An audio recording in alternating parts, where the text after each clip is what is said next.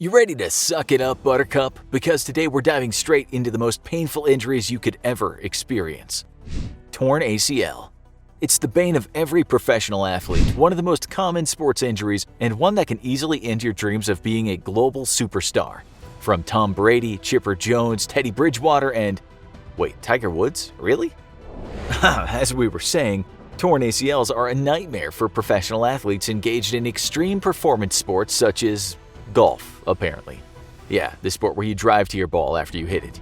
Anyway, torn ACLs are caused by sudden and very rapid changes in direction. Your anterior cruciate ligament connects your knee bone to your shin bone and is responsible for 90% of your leg's stability. When you suddenly change direction and your ligament tears, your leg can't properly support you anymore, and you'll be on your way to a very quick introduction with the dirt. If the tear is small, you can typically get away with rest and rehabilitation. Though beware, because even a small tear can take you out of the sport's action for up to a year. This is the reason that the injury is so dreaded by professional athletes, who in effect can tank an entire season and even part of a second season with just a small tear. However, if the tear is severe enough, the entire ligament might need to be replaced with surgery. In that case, your torn ligament will be replaced with a grafted-on tendon that can be taken from another part of your knee or from that of an organ donor. Think just because you're not a pro athlete, you're not at risk.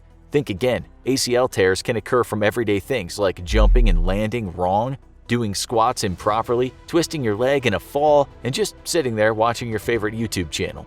Only one of those is made up, and we're not telling you which. Speaking of tearing things, if you like using your arms, this next excruciating injury will leave you crippled for up to a year and a half. Torn ulnar collateral ligament. Let's stick with ligaments for now, because your body is full of them and they are extremely prone to ripping, tearing, and generally disintegrating into dust inside your body. And when they do, it's a one-way ticket to the worst pain in your life, both from the injury and the very, very long and painful rehabilitation process. Most common in sports that involve rapid overhead movement, such as baseball and discus throwing and the javelin, this injury leads to the tearing of the ulnar collateral ligament, which is located in your elbow.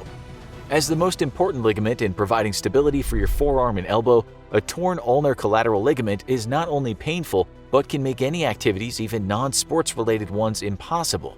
You can trust us on this one because the writer of this script is writing from personal experience. Like a torn ACL, you might hear a pop when you first suffer the injury, after which, if the tear is small, you'll experience extreme pain radiating from the inside of your elbow and will generally be unable to move your elbow very far without extreme distress. If the injury is severe enough to tear your ligament completely, you'll need surgery to replace the torn ligament and as much as a year and a half to recover. Baseball fans might remember that this injury used to be fatal to ball players until an experimental surgery in the late 1970s replaced LA Dodgers pitcher Tommy John's torn ligament with a tendon from his forearm. Our next injury is not only very common, but absolutely devastatingly painful. Fractured leg. So you broke a leg. Big deal. God gave you a spare for a reason. But wait a minute, because severely broken legs, and we mean injuries to the point of thoroughly shattered bone, can be one of the most painful injuries you'll ever experience. You can break a leg in any number of hilarious ways, as a quick YouTube fail video search will show you. However, shattered legs are only common in extreme situations such as high-speed car crashes, air accidents, and very high falls. When Alcides Moreno survived an incredible 47-story fall as a window washer, his legs were so severely fractured that doctors briefly considered amputation. In the old times, amputation would have been about the only option, as a severe enough leg fracture would have prevented the leg from healing properly or fusing back together correctly. What would result would be a deformed leg that could end up completely useless. Modern medicine, though, has gotten a lot better at putting Humpty Dumpty back together again. Often in severe fractures that can't be treated right away, perhaps because of the severity of your other injuries and the risk of surgery, an external fixation is used to keep the bone together while you await treatment. These are typically metal rods that are screwed directly into your bone, but the rod remains outside of the body. Metal plates can be used to hold the pieces of broken bone together if the fracture is severe enough, and those plates can either be left in the patient or removed after healing. Screws are also commonly used to hold your pathetic bones together while they heal, and like the plates, might be left in or taken out after healing is complete. Screws can actually come in many different shapes and sizes depending on the need, and are used alone or in conjunction with other attachments. In severe fractures of the long bones, nails or rods are inserted into the hollow center of the bone, which would normally contain bone marrow. The rod runs the length of the bone and screws are used to keep it in place.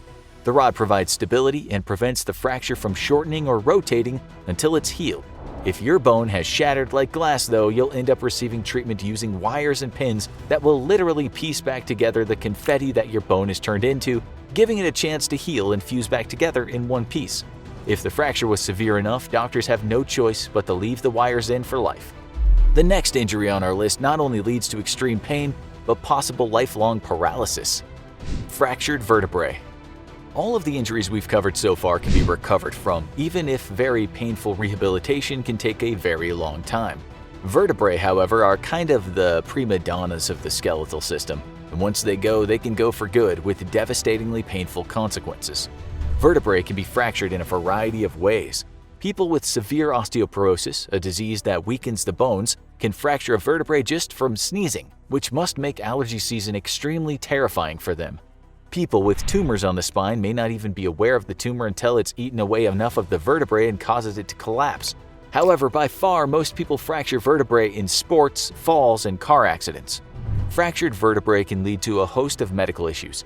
You might get lucky and only suffer severe back pain, sometimes lasting for life even after the bone is healed.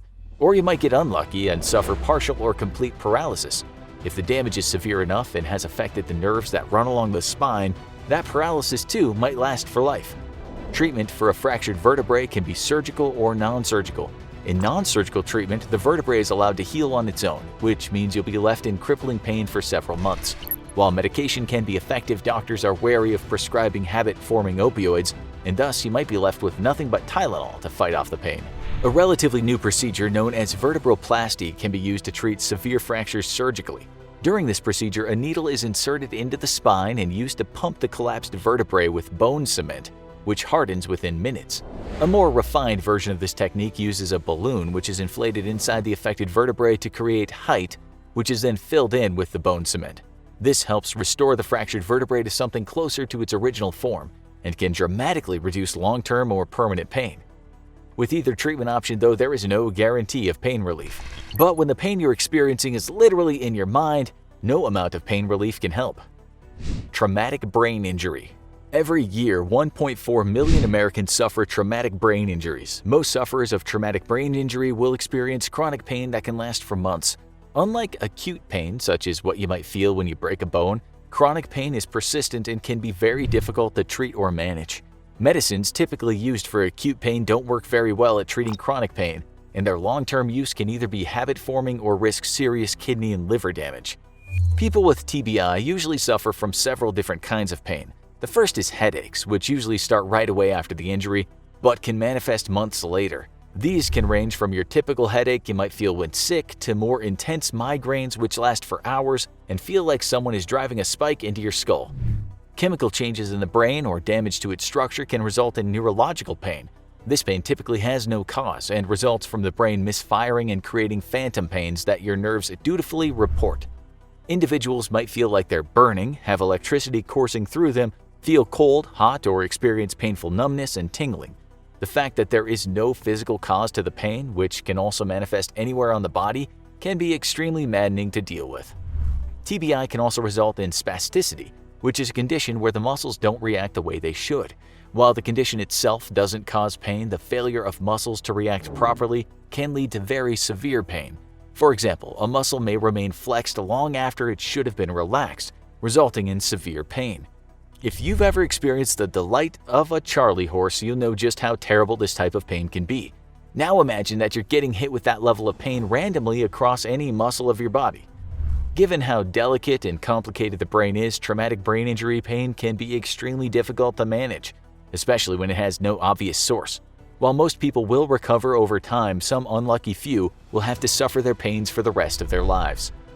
They say childbirth is the most painful thing that you can experience, but our next injury can affect both men and women and rivals childbirth in levels of gut-wrenching pain.